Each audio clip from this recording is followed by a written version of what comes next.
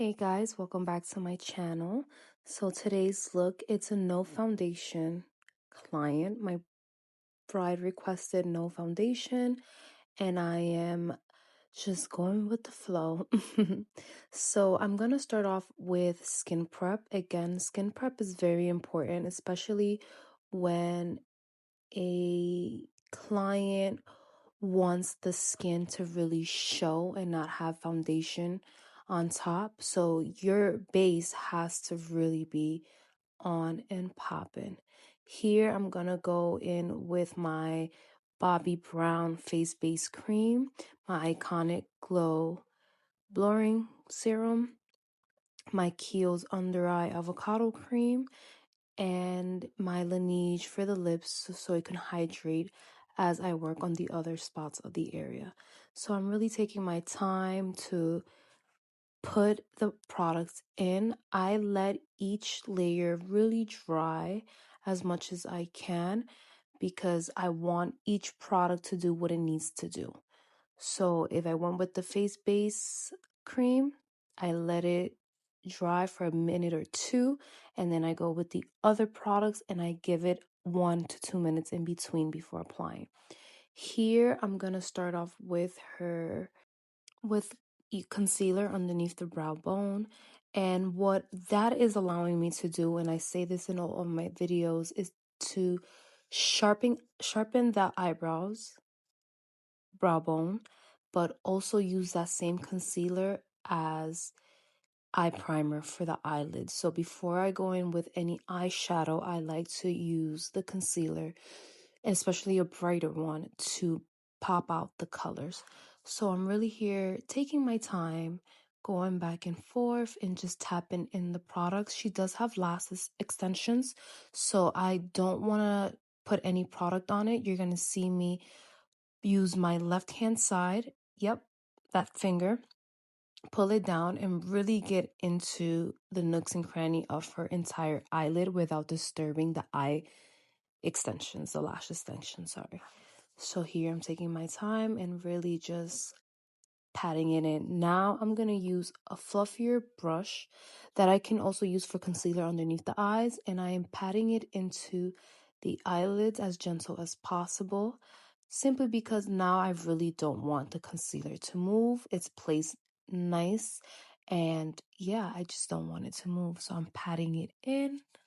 And I'm also doing this as well because I do notice that her eyelids get super greasy, even though I did add the eye cream base, but her eyelids was just a tad bit greasy prior. So I'm going to take my Trust and Dandy Makeup by Mario palette, the original, and I'm going to go in with that shade to go all over that eyelid except for the inner corner part. And I'm using windshield wiper motions back and forth as well because I want the color to deposit. I say this in all the videos and I will keep repeating it again. It's better to start off small and then build. You can always build. Don't go with a lot of product because it's harder to remove in the process. Then I'm going to take that darker shade and then I'm going to be intentional and use it on the outer corner and just blend it in with the first color that we did. So again, I'm going back and forth, windshield wiper motions to just really get in there. I like to lift the eyebrows simply because it helps me be more intentional of my placement. So yeah, go back and forth, blend as much as you can. And now with another brush, I'm going to take this darker brown that has like reddish hints underneath, and I'm just going to put it on the outer corner and then as well on the lash line, and then use that to really just do that placement movement that I'm doing. If you see that I go back in for more, it's because I needed it to be a little bit much darker than what I wanted. I didn't take the color that you've seen all the way to the inside of the eyes because I want it to be like more so like of a halo type of vibe. So now I'm taking this darker brown. It's not a true brown. I believe it's like it has hints of reddish brown. in it, so I want it to be like a winged out look as well. So I'm taking the lightest shade of the Makeup by Mario palette, and I'm going to pack it on in the inner and mid center of the eyelids. As you can see here, I just zoomed in for you guys, and I'm just really packing it in. I didn't place any color previously, so that's why the shade is like showing up how I want it to be.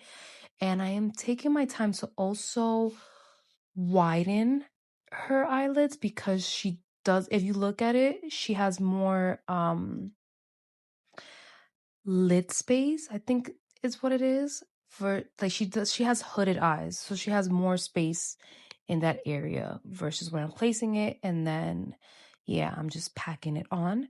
Now I'm gonna take my Sigma, my trusty dusty bestie Sigma, and I'm taking that pink champagne color, and I'm using another brush to pack it on. And it's such a soft pink that you could rarely see it. And then I'm gonna go in with another shade, which is like more rosy on the lids. I use 2 shades from the Sigma palette and another shade which is like more gold tone from the Anastasia palette, as you can see it here, but I did not show the shade color. And then yeah, that's a gold one right there. I think it looks much better. And I am just packing it onto her lids. I went with the vibe of pinkish and gold, so that's why I was able to mix different glitter shades or shimmer. Would you guys consider it glitter or shimmer? Let me know down in the comments below. Now I'm gonna go in with the cheekbones and just blush it up, and concealer. Again, we did not go with any foundation. Her skin is so good. We went with the one size because I did use powders and I wanted to melt it into the skin. And then again, I'm going to use Charlotte Tilbury setting spray to lock everything in. And I'm spritzing.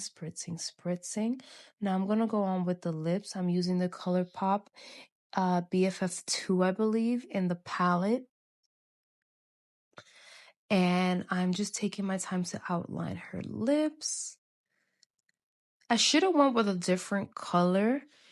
But this is what we went for, just to see like the vibes and everything. Do you see her eyelids? Oh my god, it's so beautiful.